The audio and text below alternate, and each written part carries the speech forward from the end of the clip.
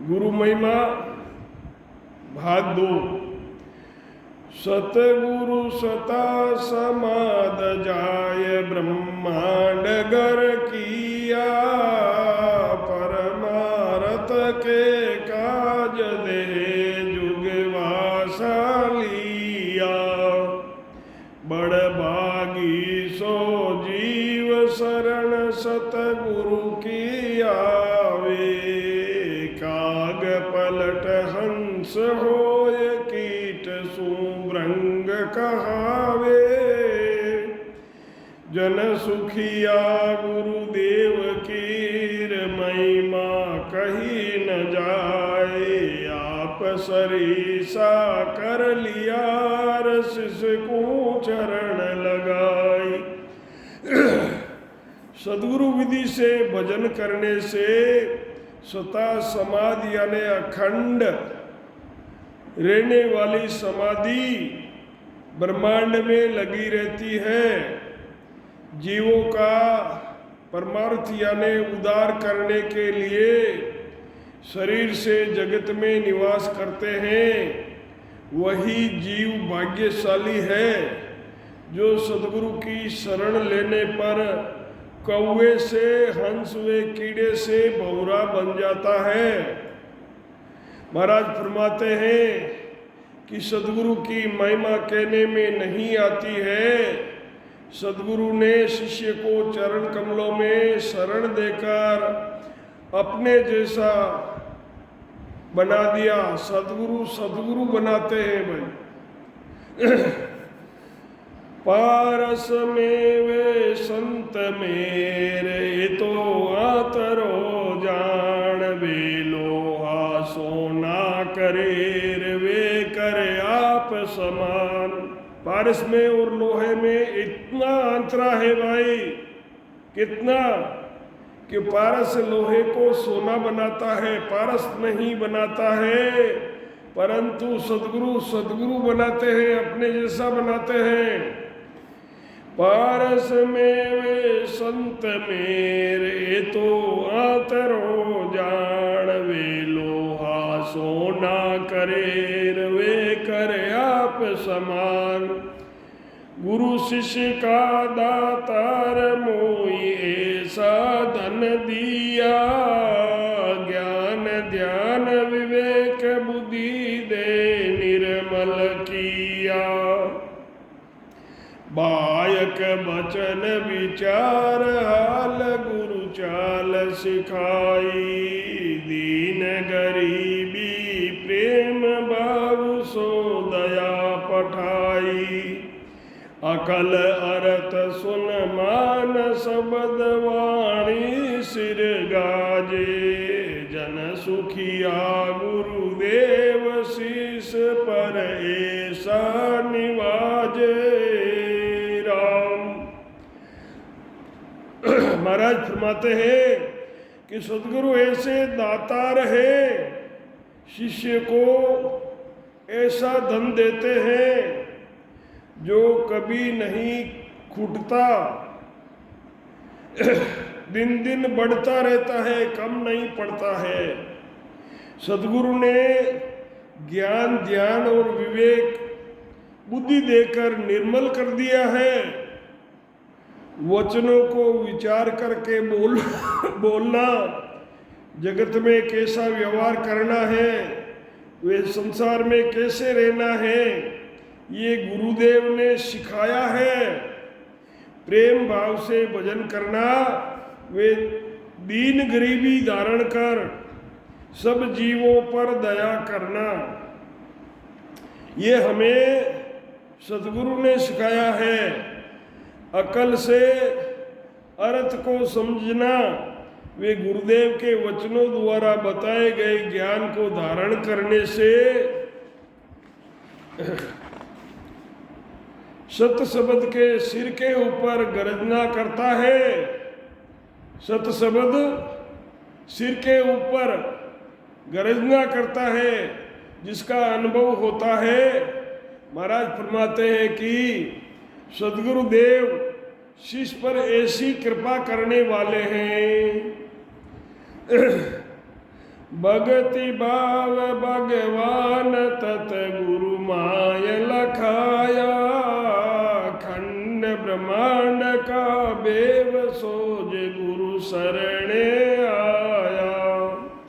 मत चित समता साच शरणे सी विद पाई, सकल अंग सिर पाव भगति गुरुदेव पठाई। ऐसो कर उपकार शिष्य को परकट कियो, जन सुखिया गुरुदेव राज नवखंड सिर दियो राम। सदगुरु सुखराम जी महाराज ने दिन हो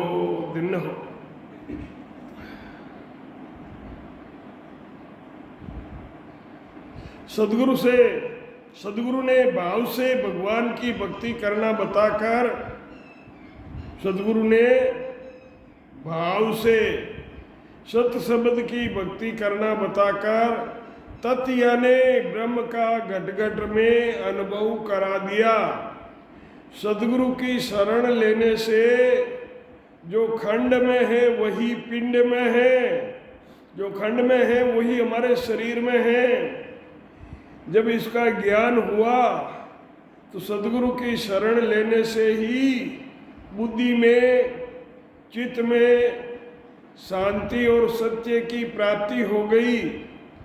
सारे शरीर में पांव से लेकर सिर तक सब अंगों से भक्ति सदगुरु विधि से भजन करने से होने लग गई। सदगुरु ने ऐसा उपकार हम पर करा कि शिष्य को भक्ति में लगा दिया। महाराज फरमाते हैं कि हे गुरु महाराज, आपने कृपा कर शिष्य को नवखंड के सिर पर राज दे दिया, यानी उस पद की प्राप्ति करा दी है। उसकी प्राप्ति होने पर जन्म मरण में जीव नहीं आता है। यही राज नवखंड सिर दीना। राम सतगुरु सुखराम जी महाराज ने दिन हो। सतगुरु बड़ दातार ताई जोड़े नहीं कोई, परसन होए गुरुदेव दत्त विकसे नित सोई।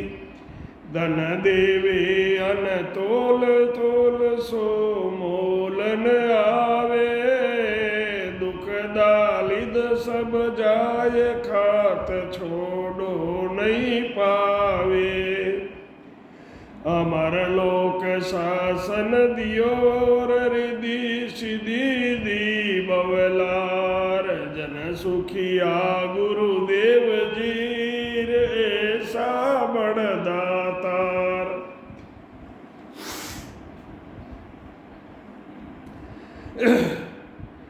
सदगुरु ऐसे बड़े दातार हैं, जगत में उनकी बराबरी में दूसरा कोई नहीं है। जब गुरुदेव प्रसन्न होते हैं तो ऐसी चीजें बख्शते हैं जो कभी नहीं खुटती है। ऐसा अपार धन देते हैं जिसका मोल और तोल नहीं होता है। उस धन से प्राप्त होने से दुख और दारिद्रता चली जाती है। खूब खर्चने पर भी धन का पार नहीं आता। अनंत रिधि सिद्धि साथ लेकर अमर लोक शासन दियो, यानी आनंद पद की प्राप्ति कराई।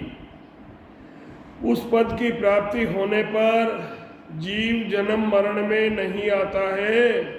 महाराज फरमाते हैं कि सदगुरु ऐसे बड़े दातार यानी देने वाले हैं। राम सदगुरु सुखराम जी महाराज ने दिन हो।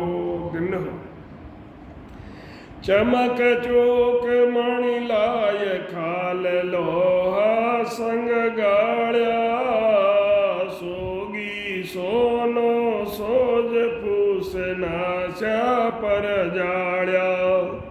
नाक पकड़ गए हाथ दर्द अपने मन लिया, औषध मोड़े बाट आण रोगी मुख दिया।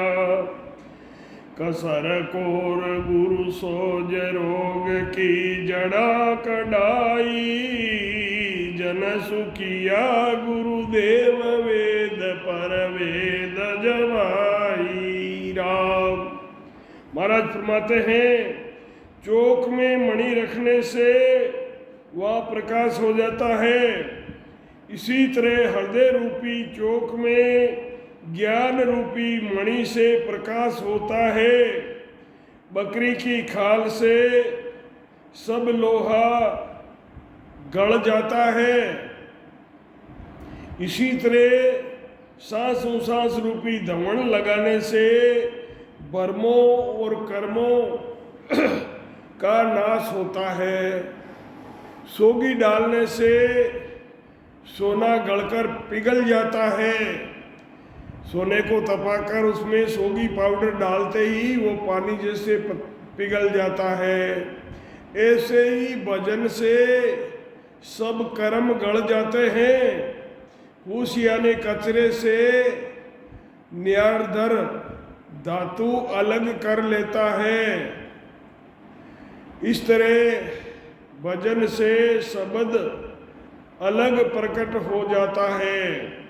सदगुरु ने नाड़ी हाथ में पकड़कर रोगी के दर्द को जान लिया है कि जीव को जन्म मरण का रोग लगा हुआ है।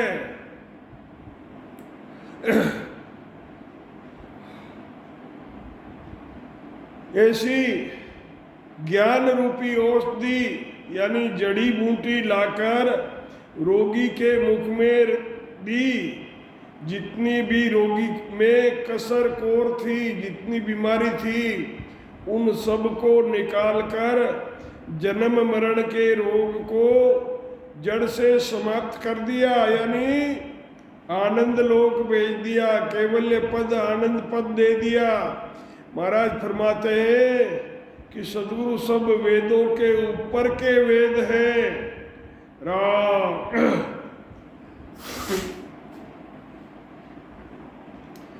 अमृत सायर सीप माई कण मोती लइए, गंगा यमुना मद और तीरथ सब कहिए।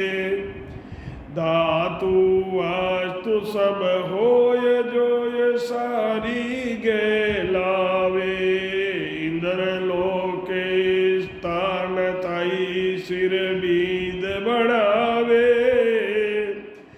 एता सब अर्पण करे सुर नर सुख समोय, जन सुखिया गुरुदेव जी से उरण नहीं होय। राम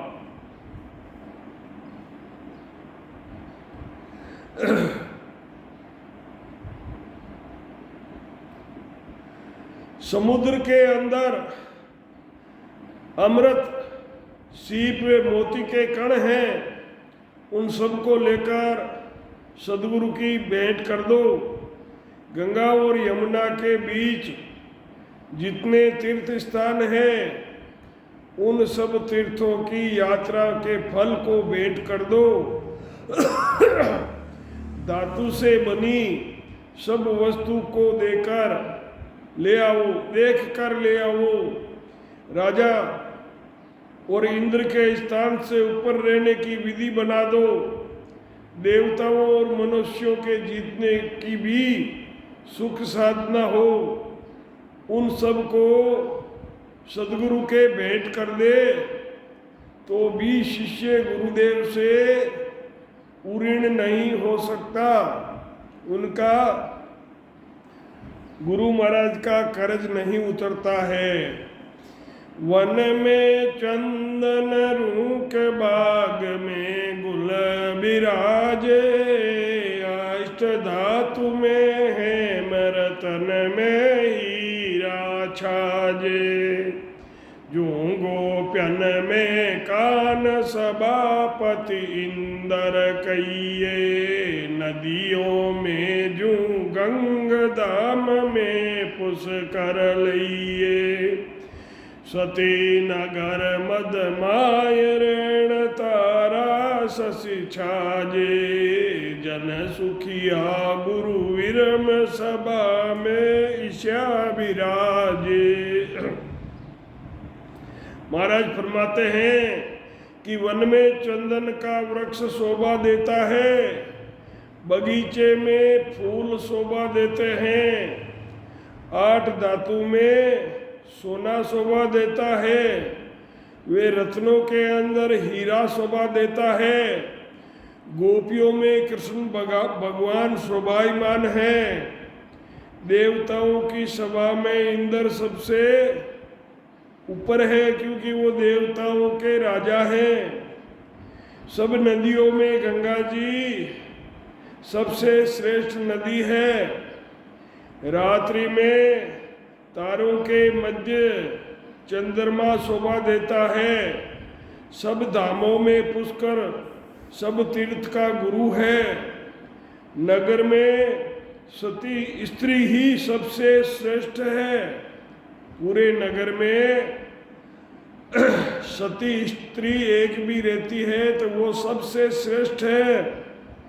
महाराज फरमाते हैं कि मेरे गुरु विरमदास जी संतों की सभा में सबसे श्रेष्ठ संत हैं।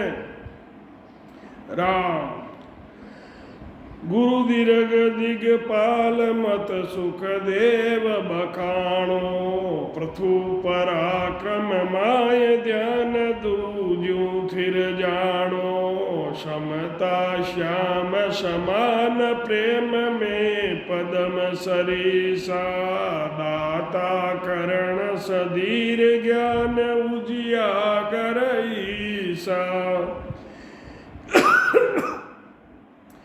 गहरा बहुत गंभीर ब्रह्म जू थाहन आवे, जन सुखिया गुरुदेवताई गत विरला पावे।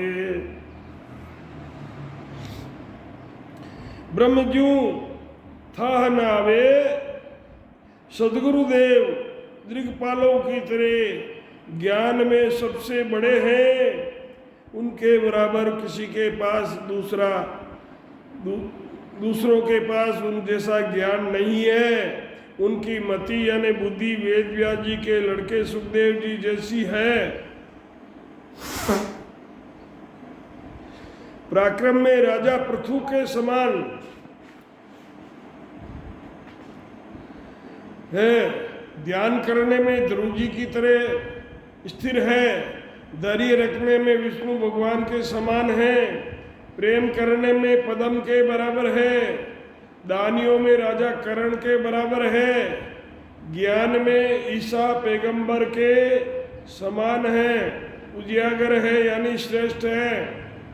ईसा पैगंबर ऐसे शक्तिशाली थे, उनको सब ईश्वरता प्राप्त थी। उनकी प्रार्थना करने पर उन्होंने कहा कि मेरी प्रार्थना करने की बजाय परमात्मा का नाम लेते तो तुम्हें कुछ मिलता। मेरे जैसे कितने हो गए वे और होने वाले हैं।